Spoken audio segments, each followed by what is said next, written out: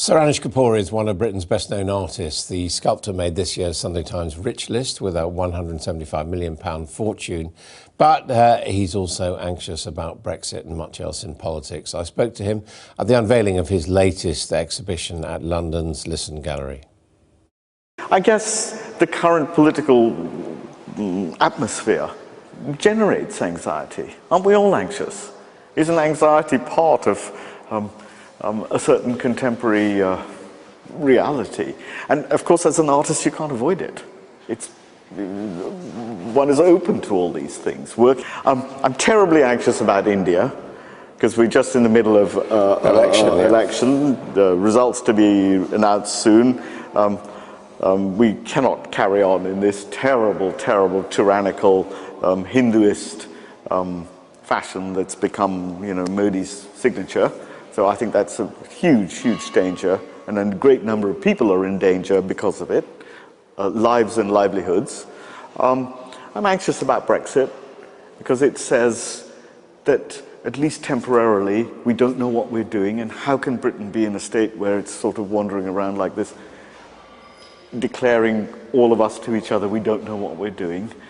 It's terribly difficult. Not for you and me, perhaps we're old guys, but for a younger generation who don't know what life will bring. And of course, one has to be anxious about the environment and whether all these questions of what there is. When we look at those issues we've touched on, Brexit, BJP in India, anti-Semitism, is the problem perhaps that your world, and to a certain extent, lesser extent the world I inhabit, of a kind of globalized elite is just what's getting up people's noses, which is why they are reaching for these divisions that you've starkly depicted? I mean, I think increasingly we have to be sophisticated and say to ourselves that I have, this is the way I describe it to myself, I have one leg in my local situation, whatever it is. I'm Indian or whatever else, Jewish, whatever else. One leg there, and the other leg in the world. That makes me cosmopolitan, tells me that I'm rooted here and able to function there. That gives us, in my sense, an open, I like this cosmopolitan idea, that we share. Now, globalization clearly threatens many of us, partly because those who have more, and those who don't have.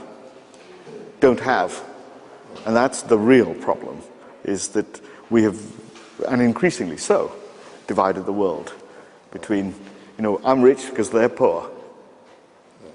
And that is a terrifying, terrifying thing that we have to correct. So, again, to go back to Brexit, it's austerity that made Brexit. That's why we are where we are. I mean, you are very rich, though. You're on the Sunday Times. You are very rich. You're on the Sunday Times Rich List, apparently. Well, I'm not going to pretend otherwise. The world's been good to me, or life's been good to me, but that does not mean that I don't recognize that there is huge, huge separation between those who have and those who don't have. And the world is owned by those who have because they don't have. So I'll give it away if that's what you ask. Are you going to give it away? Well, I'll work at it. I'll try and do it in the right way. It's a very, very difficult thing to do, even that. And I mean, the mood certainly is very different from when you did the orbit sculpture in the Olympic Park, isn't it? It is. It is. That was a time of can do, must do, will do Britain, and now we are blindly looking through a mesh. I'm sure there's a way out.